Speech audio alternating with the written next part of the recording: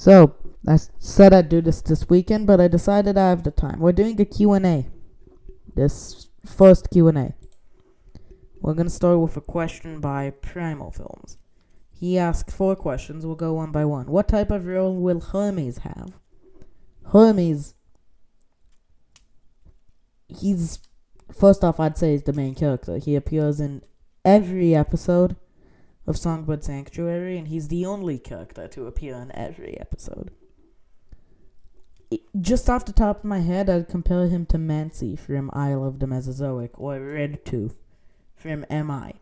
But the key difference is both of those characters are babies, so if they survive long enough, they'll grow up into this larger, stronger, more threatening animal.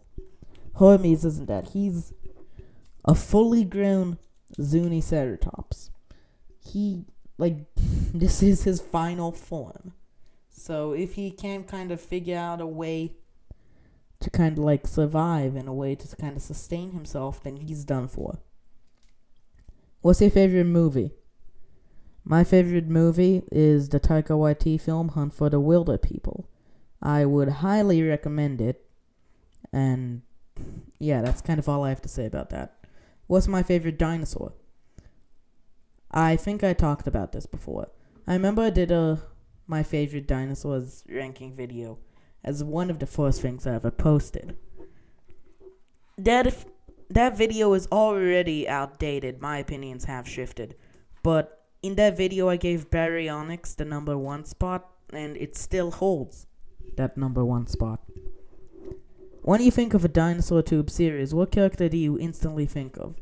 I think of Bloodtooth from Dinosaur Island, just because that was the first thing I ever watched from this entire genre of content, and because Bloodtooth was the most iconic character from it, or one of the more iconic characters from it. Then we have Zai's Fantastic Discoveries 7710 asking, how many named characters will appear? It's 18. I think I mentioned that a while back in a community post. How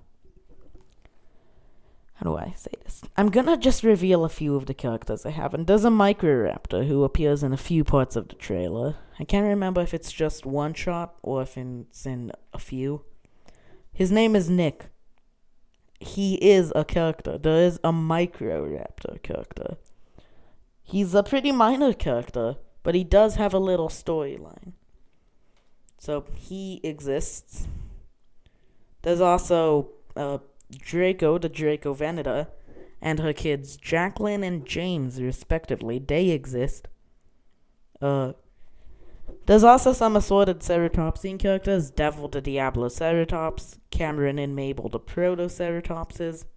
But those guys are all minor characters who only make a few scattered appearances throughout the entire show. So you don't really have to worry about them. There's also a few reveals that I'll save for a later date. Will Dryptosaurus have an important role or appear at all? How many episodes do you plan to include? Which locations on Songbird Sanctuary will be in the series? Okay, will Dryptosaurus have an important role or appear at all? It will have a critical role. It'll be one of the most important dinosaurs plot-wise. That being said, it won't have that much screen time. So if you're hoping to see lots of Dryptosaurus action, then don't get too hyped. But if you simply want Dryptosaurus to be important and to be relevant, then yeah, get hyped. Because it is one of the most plot-important species in this show. Okay, how many episodes do it include? 10. Which locations on Songbird Sanctuary will be in the series? It's easier to just name the ones that won't be. The Missing Piece won't be in the series. The Sanctuary Greenwood and The Wall won't be in the series. The Dark Scrubland won't be in the series.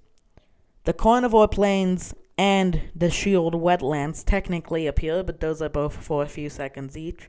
And also the Spinosaurus Sandbanks technically appear, but I think for maybe a minute or two. And then what is your favorite DinoTube show and character? My favorite DinoTube show is Toadie, and my favorite DinoTube character is Blizzard from that show. And then finally, I believe this is posted in one of my update polls. There we go. Scrubwood Studios asked, you mentioned that the three apex predators of Sanctuary Island, or Eocarcharia, Dryptosaurus, and Carnotaurus, yet Sinraptor should fall into a similar size range. So what prevents it from being an apex too? The honest, out-of-universe answer is when I came up with the three apexes concept, I didn't know I was gonna have Sinraptor, Shao Chilong, that's also in there. I revealed that in the short. There were lots of things that fall into this size range that I didn't initially know I was gonna add. And my answer to this, my explanation to this, and why Sinraptor isn't considered one of the three apexes. In the Eastern Scrubland, Felicity, who is a Sinraptor, is the apex predator. But Sinraptors are a lot more hard to find, and Felicity is kind of an exception in a lot of ways. Eocarcharia, or what did I say? Eocarcharia, like Ace, or much more widespread. There's like Slicer. I mentioned him a while back because he's still canon, even though he'll never appear. Eocarcharia are incredibly resilient and incredibly adaptable. So while yes, the one of the bigger predators, they can get on Sanctuary Island. This is a bit bigger than the fossil record size is thought to be, about 9 meters long when they're fully grown. But the main thing that puts them within the three alphas rule and keeps Sinraptor out of it is that Eocarcharia is just way more adaptable to new environments and new lifestyles than Sinraptor and most other medium-sized dinosaurs. Notice on some of the posts I made.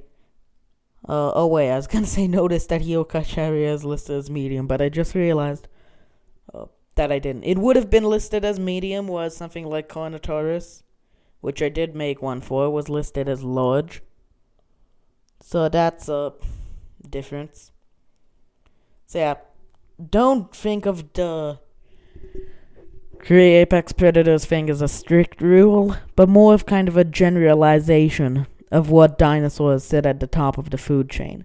Still, Eocarcharia is typically higher on the food chain than Sinraptor is, at least on Sanctuary Island. So that's all of the questions that I have. And I don't know how to end this video, so I'm just gonna do it. Bye.